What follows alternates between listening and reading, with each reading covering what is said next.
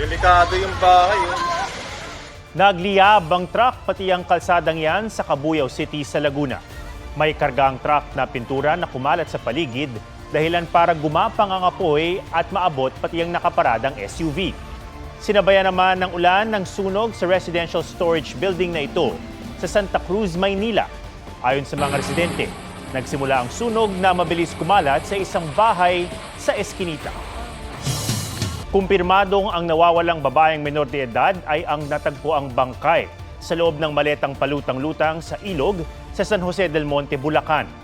Kinilala ng mga kaanak ang labi ng biktima na nawala raw noong February 7. Nagpaalam daw noon ng biktima na pupunta sa bahay ng kanyang kaibigan na nanghingi ng tulong dahil binubugbog umano ng asawa. Tila nag-aalangan pa raw ang biktima pero tumuloy. Nakunan pa sa CCTV ang paglalakad ng biktima papunta sa bahay ng kaibigan niya. February 10 nang i-report sa pulisya na missing na ang biktima hanggang makita kagabi ang bangkay nito sa loob ng maleta. May mga sugat daw sa katawan ng biktima. Patuloy ang investigasyon pero may mga person of interest na sa kaso. Muling nagtungo sa NBI ang DJ at influencer na si Jelly Au para idetalye ang pananakit sa kanya ng fiancé. Ito po, yung sa may noo ko po, feeling ko po kasi kinukuha niya yung buhok ko, parang kinukuha niya tapos ginaganon niya ako habang nagdadrive siya. Sa mata ko po, ganon din po. Kamao niya lang din po yung gamit. Tapos yung ipin ko po na basag. Sobrang seloso po kasi ni parang maliit na bagay po, pinagseselosan niya. Ineksamin na rin ng sasakyan ni Jelly kung saan daw nangyari ang pananakit para maidokumento bilang ebidensya. Bakas pa rin ang mga sugat sa mukha ni Jelly na unang nakita sa mga larawang ipinost online ng kaibigan niyang si Christian Tugado na pinayagang ipagamit sa GMA Integrated News. Kaya raw ni Jelly na patawarin ang kanyang fiancé na tinutugis na ng NBI pero tuloy daw ang kaso.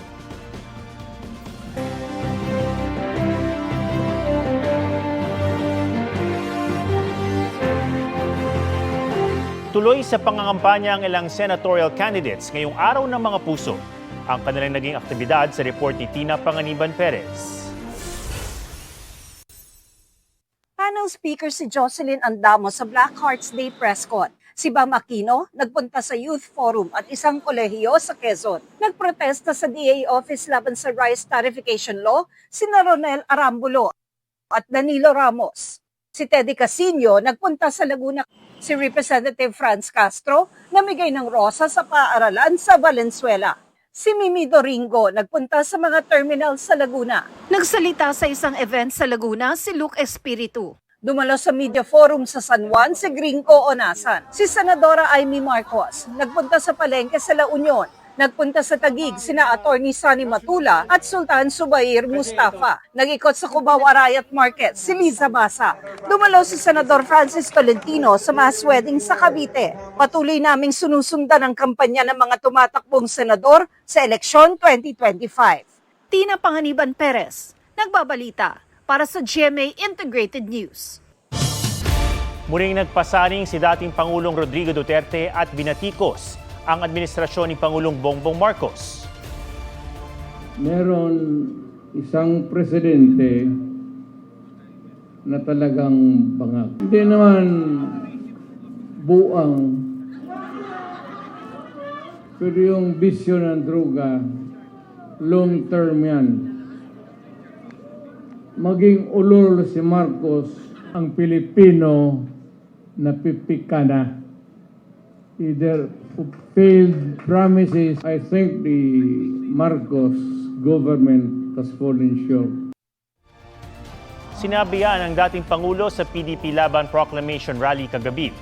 Partikular na binatikos ng dating Pangulo ang umano'y mga pagkukulang ng Marcos administration para mapababa ang presyo ng bigas. Sa parehong talumpati, may sinabi din si Duterte na papatayin ng mga senador para pumasok ang mga pambato niyang kandidato. No comment ang tugon ng Malacanang sa mga pahayag ng dating Pangulo. Itong Martes sa campaign kick-off ng administration slate, inungkat ni Marcos sa mga isyong ipinukol sa Duterte administration. Wala sa kanila ang may bahid ng dugo dahil sa tukhang. Wala sa kanila ang mga pumapalakpak sa China at natutuwa pa kapag tayo ay binobomba ng tubig. Wala sa kanila ang tagataguyod ng pugad ng krimen, ng sentro ng paglalapastangan ng mga kababaihan na mga pogo. 80 taon matapos ang Battle of Manila noong 1945, nahihatid na sa huling hantungan ang ilang namatay sa pambobomba ng mga Amerikano sa Remedios Hospital. Kabilang dyan ang bayani at scientist na si Maria Orosa. May report si Von Aquino. 13 sa 22 labi na inilibing noon sa mass grave sa Malate Catholic School na tukoy na ang pagkakakilanlan. Kabilang dito ang labi ng scientist at bayaning si Maria Orosa. Mahigit 5 taon ang inabot ng metikulosong proseso ng kabilang ang pag-exhume sa mga labi, forensic anthropology at forensic DNA analysis.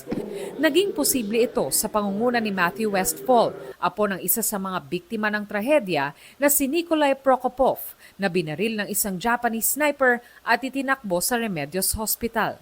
July 2019 daw nang mahanap ang nasira ng mass grave sa Malate Catholic School. Nobody knew it was destroyed. I rediscovered that destroyed grave, and right there, I remember coming back that evening, and I wrote the family in Connecticut, and I said, one way or another, I will get those bones up. Inihatid ang kanilang labi sa San Agustin Church Columbarium. Nagpasalamat ang mga kaanak ng mga biktima, kabilang na ang mga descendant ni Maria Orosa. Finally, by your efforts and the blessings of the Agustinians, Tita Mary, Lola Mary to me, has a resting place.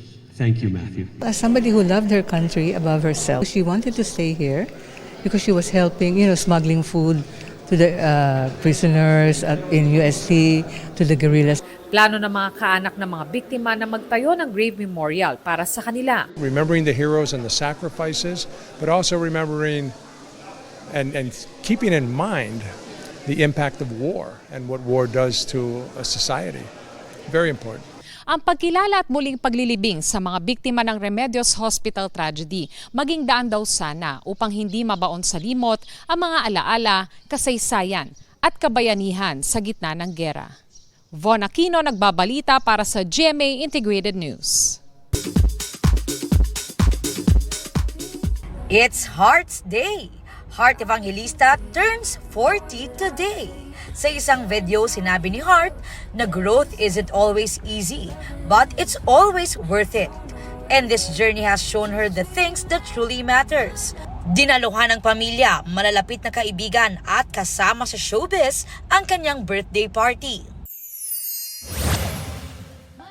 Love is in the air for Ashley Ortega na may giant bouquet from Mavi Legaspi ngayong Valentine's Day.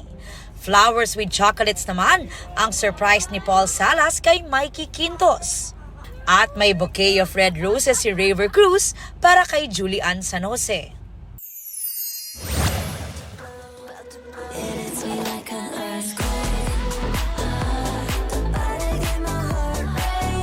In time for V-Day, ang new pop track ni Blackpink Jisoo na Earthquake na tungkol sa intense love. Ito ang debut single ng mini-album niyang Amor Touch.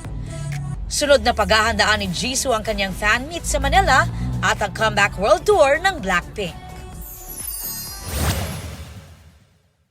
Destiny's Child reunited. Beyoncé, Michelle Williams at Kelly Rowland muling nagsama-sama para sa 44th birthday ni Kelly. Aubrey Carampel, updated sa showbiz happenings. Huwag magpahuli sa mga balitang dapat niyong malaman. Mag-subscribe na sa GMA Integrated News sa YouTube.